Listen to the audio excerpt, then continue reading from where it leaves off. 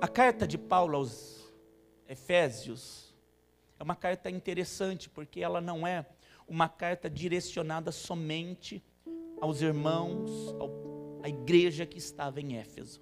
Você não encontra na carta de Éfeso ele dizendo: a carta é para Éfeso. Não, ele está escrevendo uma carta e ele está apontando para toda a igreja o desejo do Pai para com a sua igreja. E qual é o desejo do Pai para com a sua igreja ainda nos dias de hoje, e sempre será, porque ele não mudou?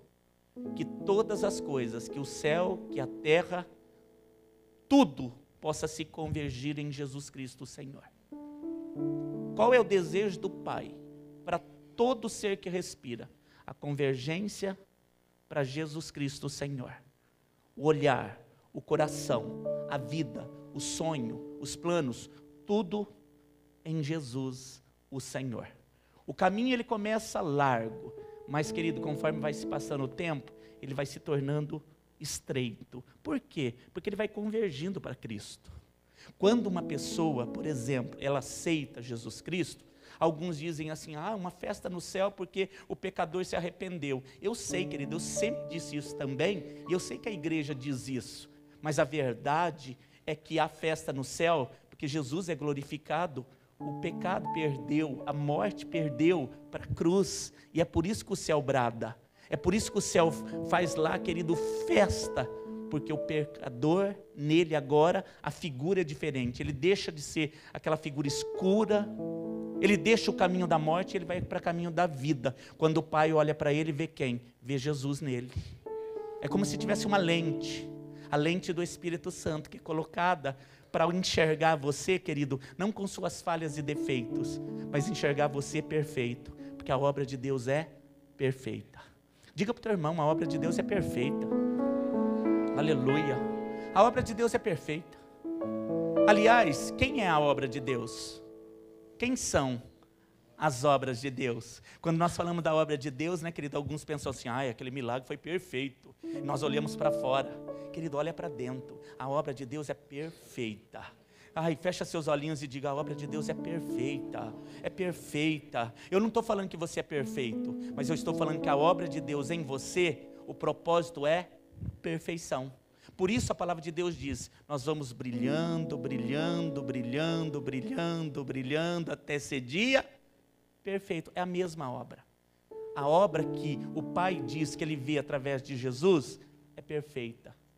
Tirou tudo que havia do mundo, fez você de novo, fez alguém para edificar, fez alguém para construir, fez alguém para representar bem o reino de Deus aqui na terra.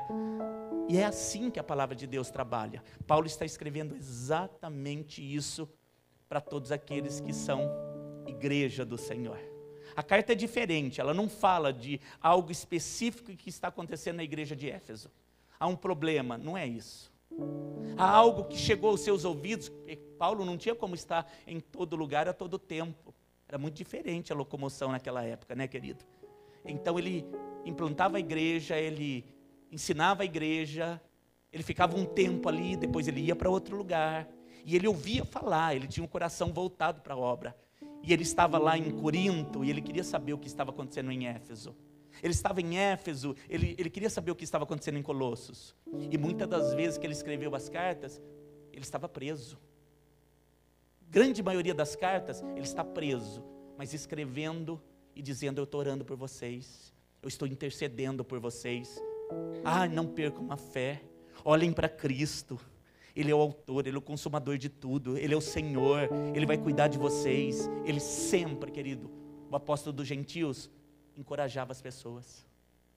E essa carta não é diferente. Ele diz aqui: vocês encontraram o caminho, desperta, entenda isso. Paulo está dizendo nesse despertar. Vocês estavam dormindo, vocês estavam na morte, Ele trouxe vocês para a vida.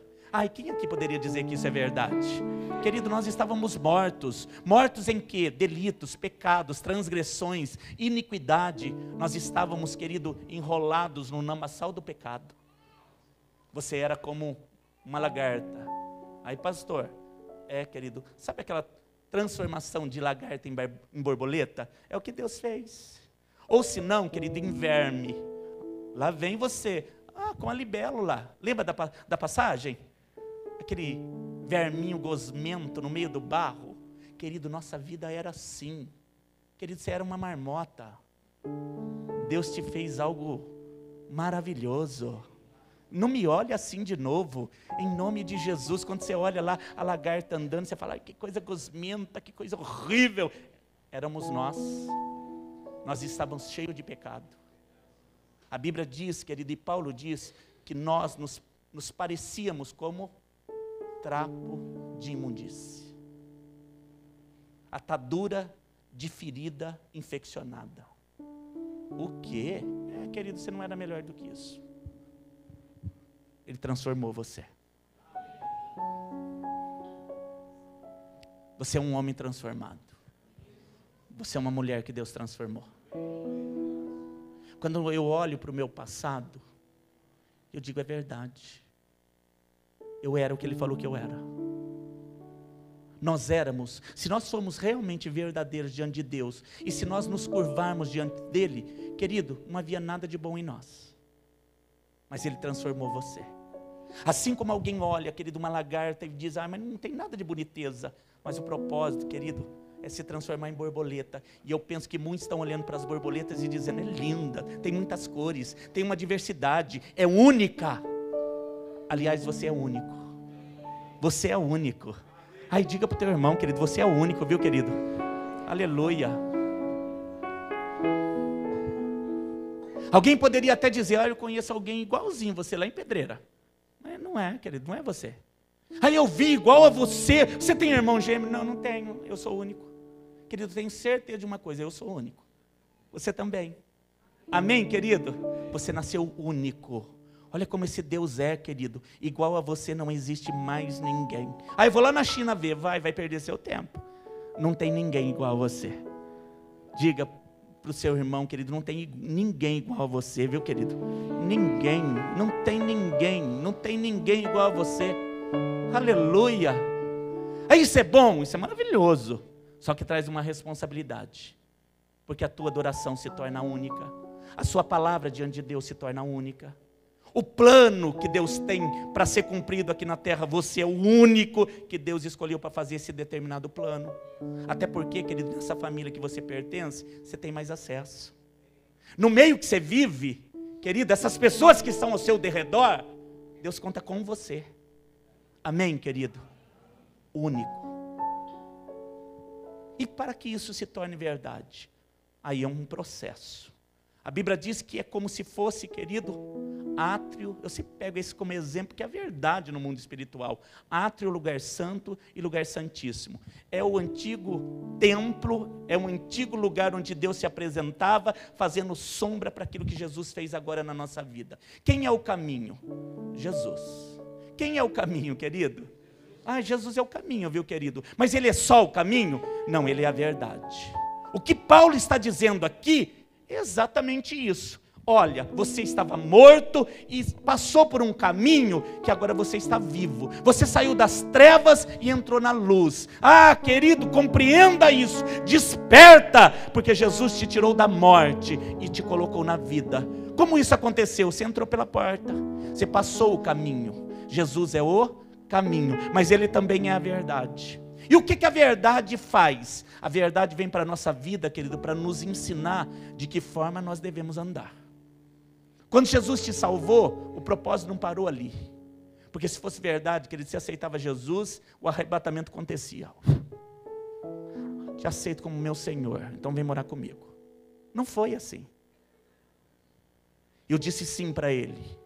Ele transformou a minha vida. Ele tirou da morte e colocou na vida. Ele tirou, querido, todo aquele tormento, me deu paz. Ele tirou das trevas e colocou na luz. Ele tirou toda a mágoa, todo o ódio e colocou bem pertinho dele. Por isso ele fala, no seio do seu amor. Bem perto do coração de Deus. É o lugar que você está. você está no coração de Deus.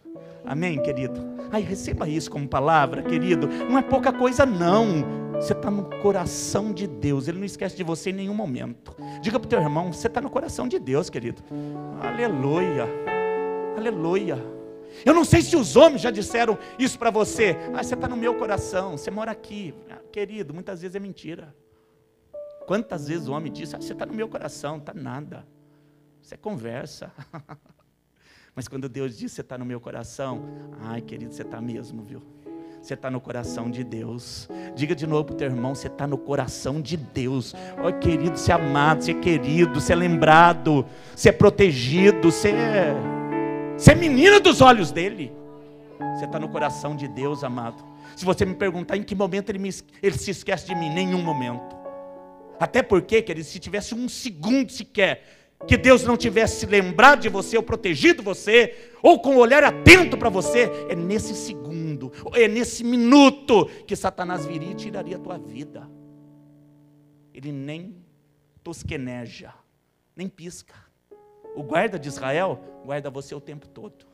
Você dorme, ele está guardando. Você levanta, ele está guardando. Você vai dormir, ele está guardando. Você vai lá para o teu trabalho, ele está guardando. Você faz a coisa errada às vezes e ele não está guardando. Isso é o que? Amor. Isso é amor. Amor, amor, amor, amor, amor. Querido, se resumir hoje é amor. Não desiste, é paciente. Querido, eu vou fazer a coisa lá. Às vezes eu estou desesperado, faço a coisa errada, tenho atitudes erradas. E ainda assim ele ama. Ainda assim ele aguarda. Ainda assim ele espera. Por quê? Porque você está no coração dele. Ele não desiste de você. Diz para o teu irmão, ele não desiste de você. Não desiste, não. Não desiste de você. Mas chega um momento na nossa vida, querido, que o Senhor vai dizer através do seu Santo Espírito: vede prudentemente, olha, escolhe. Você já viveu algumas experiências, você sabe o que é bom, você sabe o que é ruim, você sabe o que é treva, você sabe o que é luz, então escolhe, vê prudentemente a maneira que você deve andar. O que é esse lugar? Esse lugar já é um lugar santo. Não é só passar pelo caminho, e esse só, querido, não é diminuindo, porque isso é maravilhoso. Encontrar o caminho, querido, é uma dádiva. Mas depois de entrar pela porta chamada Jesus, que Ele é o caminho, mas Ele também é a verdade. E a verdade liberta. A verdade o quê? Liberta. O salmista no Salmo 85 diz o quê? A verdade brota da terra. Por quê? Porque a justiça ordena do céu. A justiça não pode negar a verdade. E a verdade não anda sem a justiça. É por isso que céu e terra tem uma ligadura. É por isso que tem uma porta. É por isso que Jacó viu os anjos subindo e descendo. É por isso que esse lugar aqui, o acesso, querido, é ligadura, ligação direta com o céu. Nesse lugar o Espírito Santo está. E o que Ele quer me ensinar e te ensinar? Que há uma palavra que vai te conduzir. Conduzir o quê? Porque eu não sou nécio mais. Agora a Bíblia diz que eu me tornei sábio. Diga para o teu irmão, você se tornou sábio. Você se tornou sábio. Amém, querido? Aí diga para ele, você se tornou sábio. Sabe por quê, querido? Porque os que são de Cristo Jesus, o Senhor, a Bíblia diz, querido, que eles têm a mente de Cristo. Eles não têm mais uma natureza humana, não é o homem natural que vai guiar mais ele. A própria palavra de Deus em Efésios, no capítulo 1, ela diz que Cristo é o cabeça da igreja. Ele é o quê? Cabeça. E por que Deus escolheu logo a cabeça? Ele ser o cabeça da igreja? Porque a cabeça dirige todo o corpo. É a mente, querido, que coordena você. Por mais que você diga, eu vou fazer isso, vou fazer aquilo, por mais que você faça movimentos nos teus braços, tudo é comandado pela tua mente. Tudo na nossa vida. Movimento dos olhos. A Bíblia diz que o deprimido, querido, ele olha para baixo. E é assim que acontece. É a mente dizendo, você está deprimido. A pessoa deprimida, ela não tem sonho. Ela esquece o sonho. Eu já passei por isso. Então eu posso dizer. Não tem sonho, não tem vontade, querido, de lutar. Uma fraqueza de espírito. E aí o que ela faz? Ela olha para baixo. É um peso levantar a cabeça. O que é isso? A mente dizendo para você mesmo, você fracassou. Você tem um acúmulo de coisa, você está cansado. E aí o corpo diz, é verdade. E aí a mente vai dominando o corpo, que nasceu para vencer. É por isso que Jesus, se Ele encontra liberdade em você, Ele diz, deixa eu comandar a tua mente. Deixa eu mostrar algumas coisas para você. Deixa eu colocar a tua visão além do vale, além da montanha, além do gigante. Deixa eu levantar teu rostinho e colocar teus olhos no monte. Porque é de lá que vai vir o teu socorro, viu? Olha para cima, querido. Olha para o céu. Não é viver uma vida arrastando que Deus determinou. Você vai viver uma vida voando. Do que você está falando? Estou falando da lagarta e da borboleta. Estou falando de você e o propósito. Não é uma vida arrastando. Não é. Você nasceu para voar. Quantos creem nisso, querido? Querido, só voa quem crê. Quantos aqui creem nisso? Paulo continua escrevendo e ele diz, vede prudentemente, analisa a palavra, vê o que ela tem. E não ande mais como nécio, não fale mais da mesma forma, não haja mais da mesma forma, não tenha mais o mesmo coração. Não diz, querido, que você nasceu torto e vai morrer torto. Não diz que não tem mais jeito porque você sempre foi um desgraçado. A palavra é forte, mas alguém sem a graça de Deus é desgraçado. Quando os homens profetizam coisas más, quando a própria família diz que você não vai vencer e aquilo vai crescendo dentro de você. Querido, em nome de Jesus, guarda o que Deus tem para você. Recebe a palavra que Deus tem para você. Em nome de Jesus, Ele transformou você e agora Ele quer transformar a tua mente. Escolha a maneira certa de andar. E Ele diz no verso 16, remindo o tempo. Fazendo o quê? Sabe o que é a palavra remir o tempo? Se você procurar no Aurélio, viu, querido? Isso não é definição bíblica, não, embora seja verdade aqui também. Libertando-se de tudo aquilo que prendia você no passado. A palavra remir significa liberdade ou libertando-se de tudo aquilo que prendia no passado. Que coisa tremenda. Isso fica muito mais simples quando eu olho o que Paulo está dizendo aqui. Pelo que diz, desperta, ó tu que dormes, levanta-te dentre os mortos e Cristo vai te esclarecer. Ele vai te mostrar. Você não é mais um morto, você não é mais alguém que andava em trevas, você é salvo. Diz amém. Portanto, já que isso é verdade, ele está dizendo, vede prudentemente, com atenção, como você vai andar agora. Não como nécio, mas como alguém que é sábio. E alguém que é sábio vai começar a se desprender de tudo que prendia no passado. O que é isso? Saber remir o tempo. O que é, pastor? Remir o tempo? Se desfazer, se libertar de tudo aquilo que prendia. E o que é que prendia? Ai, querido, essa coisa é com você. O que é que te prendia? Ai, pastor, o vício me prendia. Quando eu aceitei Jesus, eu descobri aquele trago, aquela dose, aquela coisa que parecia ser boa, que excitava a minha carne, porque dizer que o vício é ruim, querido, não é, viu? Porque senão não tinha tanta gente buscando e com dificuldade de se libertar depois. A carne pede sexo, a carne pede droga, a carne pede o mundo.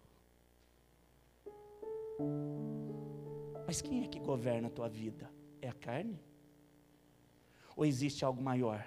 É por isso que o Espírito precisa ser edificado, né? Porque quem comanda a minha vida é o Espírito Santo de Deus. Quando a carne fica excitada pedindo, eu falo, fica quieta. Quando ela dá uma mexidinha, né? Porque às vezes ela não está morta totalmente, não. Não tem a carne que dá uma mexidinha? Aí você tem que dizer para ela, aquieta aqui, carne. Porque se deixar, querido, essa carne vai comandar todo o teu corpo, toda a tua vida. E aí vai se dizer, ai, mas não tive controle. Querido, mas começou como? Começou dando abertura. A palavra diz, vai se desprendendo, vai se livrando. Não sabia, mas agora você é sábio. Ninguém me falou, não é verdade, agora você ouve ele. Todos nós sabemos quando é errado, quando é certo. Todos. Por quê? Porque o Espírito Santo fala dentro. Não fala? Fala, querido. Não vai fazer que dá errado. É isso que você fez, Ricardo. E nós nos entristecemos dentro de nós, quando nós magoamos o Espírito. Mas os dias são maus. Querido, aqui já era mau. Paulo está dizendo, esses dias aqui são maus. Querido, a humanidade, depois do pecado de Adão, não pensa, querido, que viveu dias bons. Ai, querido, mas pastor querido, a humanidade está vivendo dias terríveis. É verdade, mas dizer que no passado foi bom, não foi, viu, querido? Satanás e seus demônios sempre existiram. Eles só estão agora mudando a faceta, né? Estão atraindo de outra forma. Estão distanciando vidas, famílias. A estratégia dele está sendo de uma maneira diferente. Mas dizer que o dia aí fora, ou que o mundo foi bom em algum momento, não foi, querido. Cada geração tem vivido a verdade que tem plantado. Cada geração tem vivido a verdade que tem plantado. Os dias são maus? São maus. Foram maus? Foram maus. Mas a palavra de Deus é imutável. Ela está dizendo, não seja mais nécio, seja prudente, andai no Espírito, com entendimento, remindo o tempo. O que é isso? Se desprendendo de tudo que afasta. De tudo que afasta. Interessante, querido, que a palavra de Deus, no próprio Efésios, a palavra de Deus vai falar sobre isso. Volta um pouquinho, Efésios 4, verso 29. Toda essa carta, Paulo vai apontar para a centralidade de Jesus. Existem homens aqui que foram transformados pelo Senhor. Existe uma igreja salva. Amém, querido, que crê na verdade que liberta. Verso 29 do capítulo 4. Por isso não saia da vossa boca nenhuma palavra torpe. O que é isso? Palavra de crítica. Deus chega a dizer palavra nojenta. A palavra de crítica por si só, apontando o erro do outro, essa palavra para Deus é nojenta. Não saia da vossa boca, você que agora é sábio, nenhuma palavra torpe. Mas só o que for para promover edificação. Olha que coisa, amado, o conselho é simples e verdadeiro. E poderoso, aquilo que edifica, para que dê graça aos que ouvem. E não entristeçais o Espírito Santo de Deus, no qual estáis selados para o dia da redenção. Toda amargura, meus irmãos, toda ira, toda cólera, toda gritaria, toda blasfêmia, toda malícia, seja tirado de entre vós. Antes, sede um para com os outros, homens bons, benignos, misericordiosos, perdoando uns aos outros, como também Deus vos perdoou em Cristo. Amém, querido? Você não pode ser alguém, querido, que talvez sempre foi alguém crítico, que teve prazer no falar deste ou daquele. Agora que você é de Cristo, você tem que ser um pacificador. Querido, olhar as pessoas com o olhar de Jesus. O que Jesus olhava nas pessoas? As qualidades delas. Jesus não destacava defeito de pessoas. Jesus olhava para elas e sempre apontava, querido, e dava oportunidade delas serem aquilo que ele havia visto nelas. A prova disso é os 12. Me dá um outro exemplo. Ricardo Rodrigues dos Reis. Sou eu, viu? Muito prazer. Ele deu oportunidade para mim também. Ai, querido, diz seu nome. Ai, outro exemplo. Outro exemplo. Diz seu nome inteiro, querido. Senão tem outro nome igual ao seu. Diz seu nome inteiro. Ah, esse aí, essa aí. Deus deu oportunidade, querido.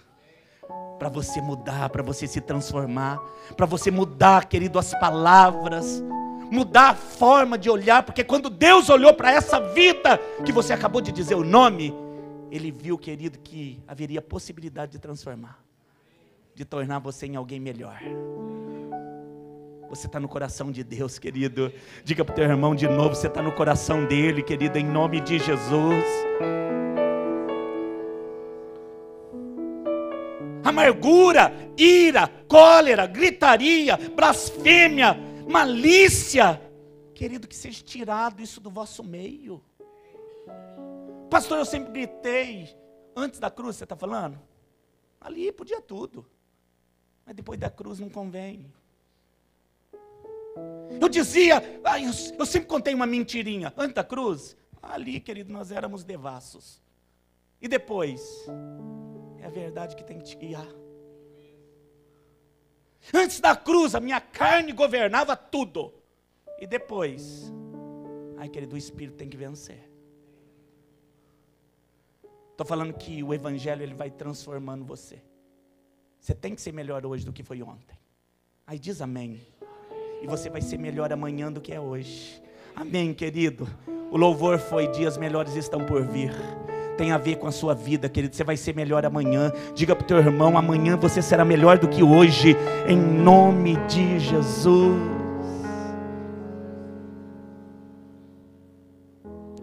Tem a ver com religiosidade, tem a ver com frequentar a igreja, em vir todos os cultos, pastor. Não, não tem a ver com isso, querido. A mudança é interior. Olha o que Jesus vai dizer, querido, para os religiosos. E eu não estou falando que vir na igreja você é religioso, não, querido. Nós viemos com alegria, amém? É tão bom estar aqui. Mas olha o que ele diz quando ele encontra os religiosos. Abre em Mateus 23. Eu quero ler com você. De manhã eu não li esse versículo, mas à noite eu quero ler. Aleluia. Jesus é maravilhoso. Amém, querido? Jesus é maravilhoso. Ele sabe tudo, querido. Transforma mesmo nossa mente, nosso andar, nosso falar. Você encontrou Mateus 23? Versos 5 e 6. Olha o que ele diz para os escribas, fariseus, os religiosos da época. E fazem todas as obras a fim de serem vistos pelos homens. Olha o que Jesus está desvendando o coração deles e falando. Vocês fazem todas as obras porque vocês querem ser vistos pelos homens.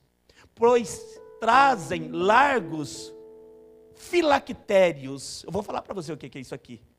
Vocês trazem largos filactérios, alargam as franjas das suas vestes, amam os principais lugares nas ceias, as primeiras cadeiras nas sinagogas e as saudações nas praças, e os serem chamados pelos homens de Rabi, Rabi, mestre, mestre. Eles gostam dos títulos, eles gostam da posição. E ele fala dessa palavra aqui, filactério. Sabe o que é isso aqui? É uma caixinha de madeira que o judeu ortodoxo, ele usa até hoje, viu, querido? Nós tivemos uma oportunidade de estar em Israel, lembra disso, João? As caixinhas, eles colocavam na testa, umas caixinhas amarradas na testa deles.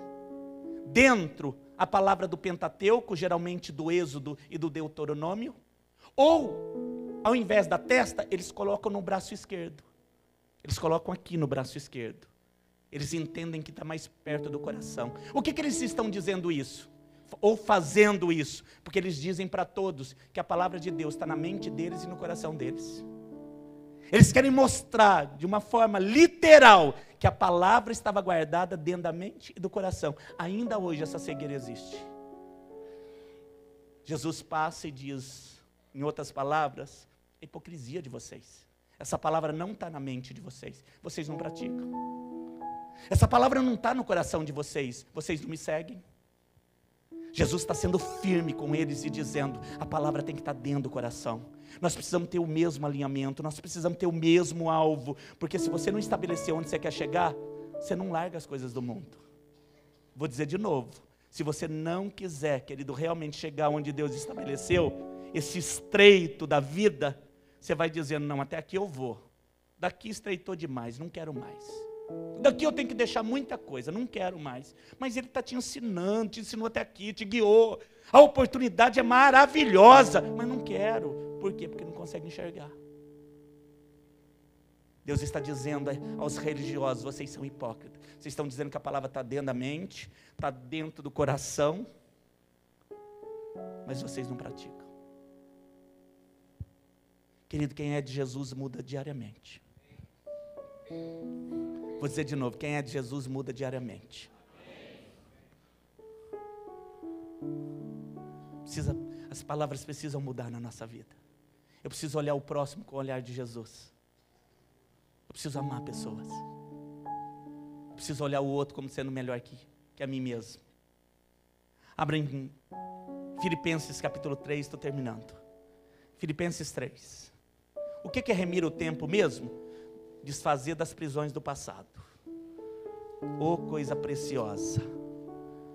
Querido, use esse tempo para ir, tirando tudo que era peso na caminhada. Amém, amado? Filipenses capítulo 3.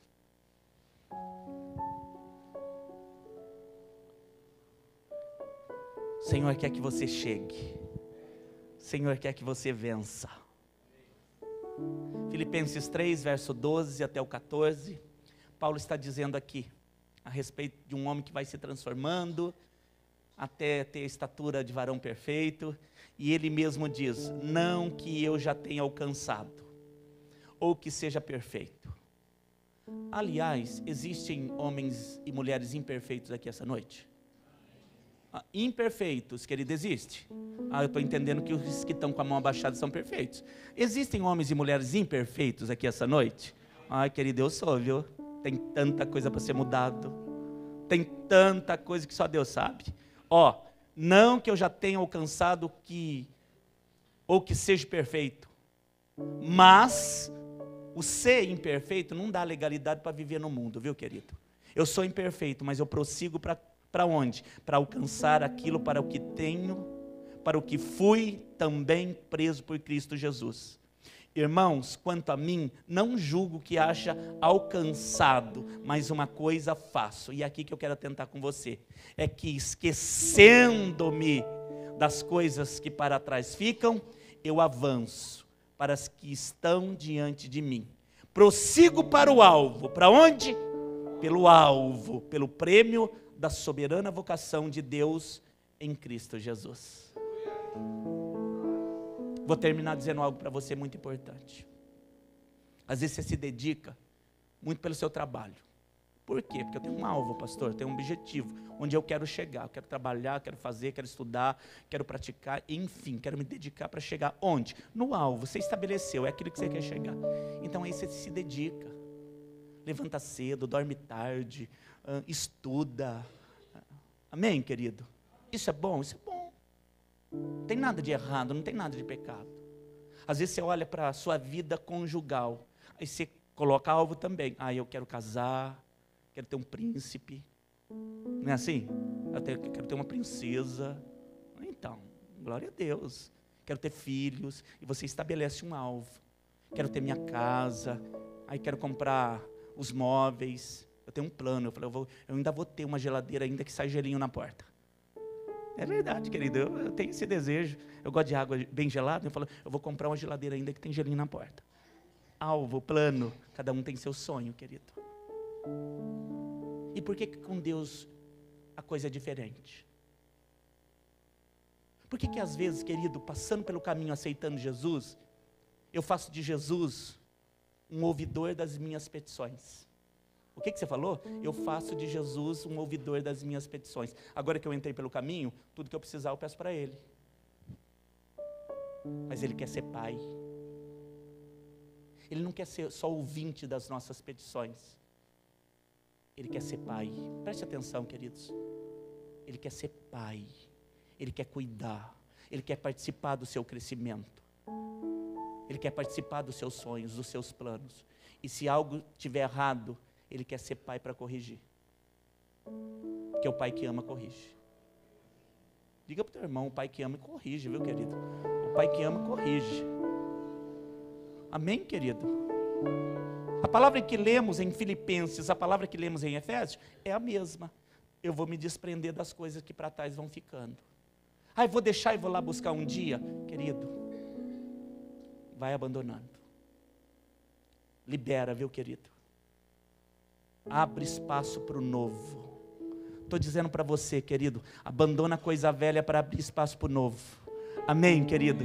Dei exemplo de manhã, vou dar exemplo à noite, de um guarda-roupa. Sabe aquele guarda-roupa que você fala, não cabe mais nada aqui? Sabe o guarda-roupa que você olha, você fala, essa calça aqui que eu tinha 20 anos, eu vou entrar nela. Querido, vai nada. Pronto, falei. Tinha uma calça lá que eu olhava o número dela e falei, um dia ainda vou entrar em você. O número só aumentou. E a calça ficou lá pendurada. A camisa, você fala, eu vou entrar nessa camisa. Você fica lá na torcida. Querido, mas hoje eu tenho 45. Não tem jeito, a coisa está meio diferente. E aí? E a lembrança do passado vai ficando. E o guarda-roupa? Não tem lugar para mais nada. Até que um dia desse eu falei, o quê? Só de camisa tirei 60. Contada. Calça, 12. E fui tirando. E fui abrindo espaço. E não é, querido, que no meu último aniversário nunca ganhei tanto presente. Tinha espaço. Tinha espaço. Deus não manda algo novo se você não der espaço, querido. Abandona a coisa velha, querido. Diga para o teu irmão, abandona a coisa velha, querido, em nome de Jesus. Aleluia. Em nome de Jesus, abandona a coisa velha, abandona o sentimento velho, abandona as palavras velhas, abandona, querido, essa coisa que você está levando, carregando, só ocupando espaço na sua vida, sendo que o Senhor está dizendo, eu tenho coisas novas para você. Se o tempo que vem é o melhor, eu vou me preparar para ele. Amém, querido? Se prepara para as coisas novas, querido. Diga para o teu irmão, se prepara para as coisas novas. Em nome de Jesus, se prepara. Em nome de Jesus. Você tem um alvo? Estou falando em Deus. Eu tenho um alvo, pastor. Eu quero que tudo vá bem, que eu caminhe com ele aqui. Mas se eu falar para você que ele tem a eternidade para você. O desejo de Deus não é só para essa terra, querido. O desejo de Deus é que tudo te vá bem aqui, diz amém.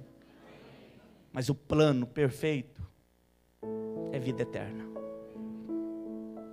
O que adianta, querido?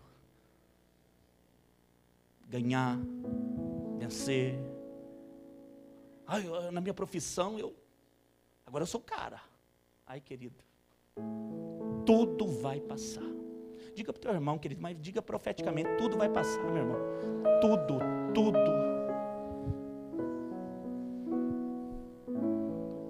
Como foi a vida de Jesus na terra, se ele é o teu exemplo? Simples. Simples.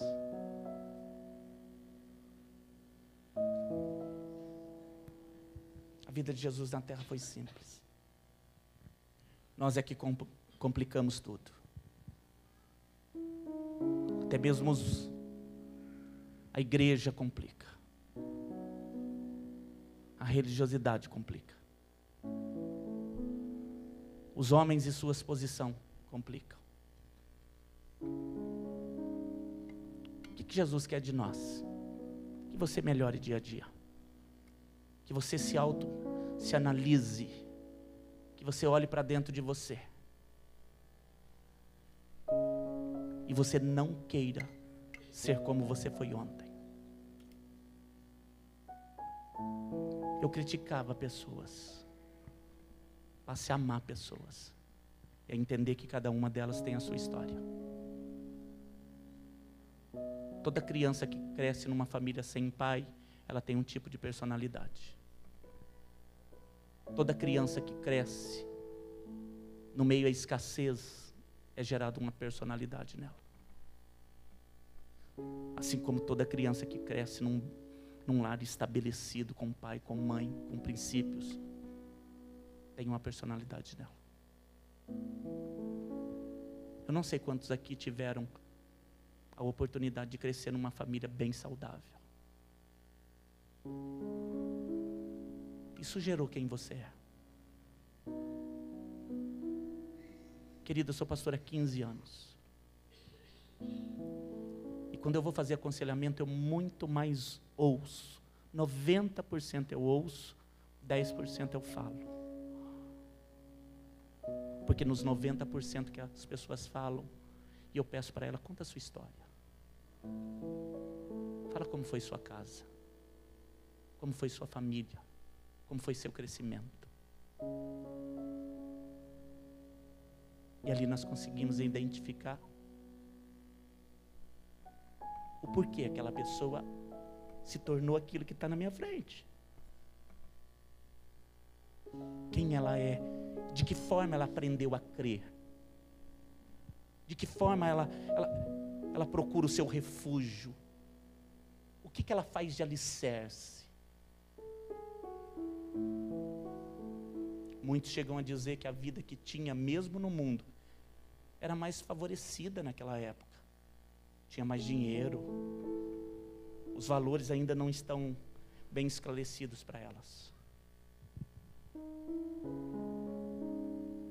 Mas quando nós temos um alvo estabelecido, querido, quando Jesus verdadeiramente é o centro, e nós cremos que, ainda que esteja afunilando o caminho, vai ser para o meu bem. Se eu estou rendido, Jesus é Senhor. Eu permito mudanças. Eu permito transformações. A maldição sem causa, ela não pousa. A Bíblia diz isso. Quando eu identifico que há poleiros para a maldição continuar pousando na minha vida e na minha família, eu preciso destruir. Não há outra coisa a fazer. Aí eu descobri onde a maldição está pousando. Ai, querido, então destrói. Então tira isso da sua vida. Coloca um alvo. Faz escolha de sábio, não de louco. Não faz mais escolhas loucas. Eu não sei você, querido, mas chegou um momento da nossa vida que nós podemos mais errar. Eu já errei muito. Você também? Então, coloca Jesus como alvo. Em nome de Jesus.